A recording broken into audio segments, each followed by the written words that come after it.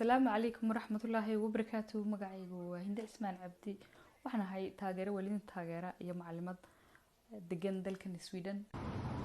magacaygu waa yaasiin yuusuf magan oo jooga waddanka Malaysia gaar ahaan magaalada caasimadda ee Kuala Lumpur. magacaygu waa Sara Cabdilaahi waxaan ku suganahay dalka Shiinaha. magacayga waa Fatima Abdi waxaan deganahay waan ku soo barbaaray waddanka Holland. magacaygu waa Khadar Axmed Xasan waxaan deganahay Faransiiska. magacaygu waa Maxamed Carab waxaan ku noolahay magaalada Kiev ee dalka Ukraine. magacaygu waa Maxamed Suule Jaamac jooga Costa Rica Central America.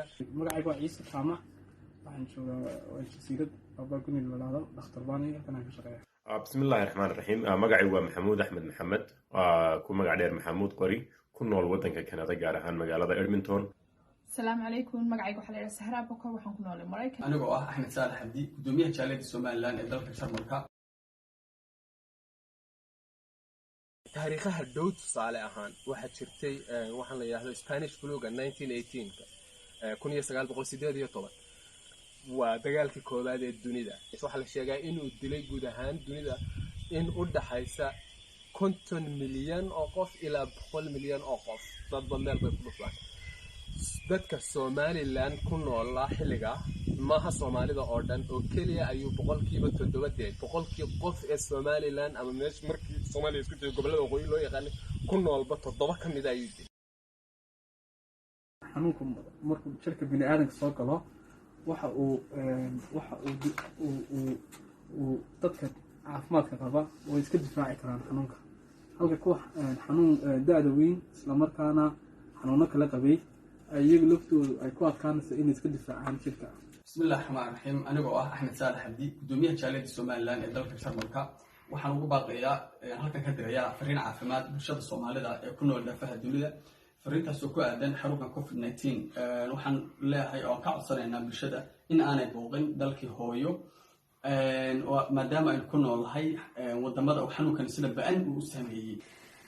iminka xaalku runtii buu yimid qof kastana wuu og yahay waanu aragnaa meeshuu xanuunkan marayo xanuunkana waanu qarsanaa haddaanu Soomaali nahay.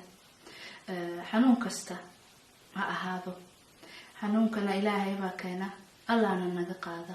ilaahay hayna ilaaliyo horta laakiin haddana waxa weeyaa inaan u dhaga nuglaano oon maqalno dadkeenan caafimaadka ama khubradeenan inoogu howlan mar walba inale yani hal fadhiyo guryihiina waa muhiim in guryaha la fadhiyo. maadaama xaalad adag lagu jiro qulba joogta waxaan halkan uga jeedinaynaa in ay wixii ay dirayeen ay wax ku sii daraan maadaama xaalad adag lagu jiro. dadkan Europe jooga dadka bilashi u diri jiray yaanay oran oo maanta suuqa waa la ximid dad lacag bayna soo gashay dadkan Europe jooga waa qof kastoo waa dadkii dhalinyarta ah ee wadankii jooga wax la tarabadan ba soo socdeen. waxaa muhiim ah in aynu qaadano talooyinka caafimaad ee xirfadlayaasha caafimaadku ay gudbinayaan. waxaynu ognahay wadamada Mareykanka, Ingiriiska, Norway, Finland, Sweden wadamadaas oo dhan farabaas ku hayo dadka Soomaalida gaar ahaan. waxay sheegeen dawladaha ka jira wadamadaas iyo goboladaasi in dadka cudurkan uu ku dhacay ee immigrant marka loo eego tirada guud ahaan inay Soomaalidu yihiin numberka ugu badan. marka loo eego wadamada ay ku nool yihiin runtii waxay ka yihiin boqolkiiba 0.1 kama aha. haddana waxaa la isweydiinayaa waxa cudurkan dadka ugu faraha badan ee ku dhaca ka dhigay Soomaalida. waxaan idinka codsanayaa biliis maqla oo kaliya meelaha caafimaadka lagu shaqeeyo lagu sheegayo qof dhakhtar soo sheegay xogtii aad maqasheen xogtaas oo kaliya dadkeena ha lagu daweeyo oo qofku ha dalbado caawin. waxa laga yaabaa qofku inuu isweydiiyo maxaa la iga rabaa inaan guriga u joogo. tusaale yar oo kooban hebel ama heblaayo oo shaqalaatan jir caafimaad qaba ama caafimaad qabto wax calaamadii ka muuqan ayaa laga yaabaa in xanuunka la soo darsan laakiin aanu isagu qofkaas isdareensanayn. muddo kooban waxaa laga yaabaa qofkaas inuu dibadda u baxo uu la kulmo 15 qof. 15 qof ee qofkaas la kulmay waxaa laga yaabaa inay la sii kulmaan 15 qof midkiiba taasoo keeni karta muddo kooban gudahood xanuunkii inuu gaadho boqolaal ama kumanaan. waxaan idinkaga tegayaa tohandon brandra tvete händerna med varmt vatten och tvål. Var försiktiga. Bleiben Sie bitte zu Hause, waschen Sie Ihre Hände und halten Sie bitte Abstand. Ik zeg blijf thuis. Was je handen zoals het moet en blijf alert omtrent jouw gezondheid. 80% of всех инфекций передаются через рука. Мойте рука, будь ласка. je vous terminer mon parole. Restez chez vous, s'il vous plaît. Merci. waxaan ku leenahay stay safe, stay home.